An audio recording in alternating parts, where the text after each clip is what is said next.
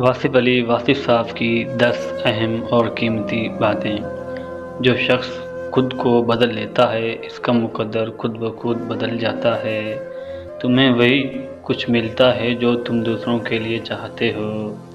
خاموشی بے وقوفی نہیں بلکہ عقل مندی کی علامت ہے۔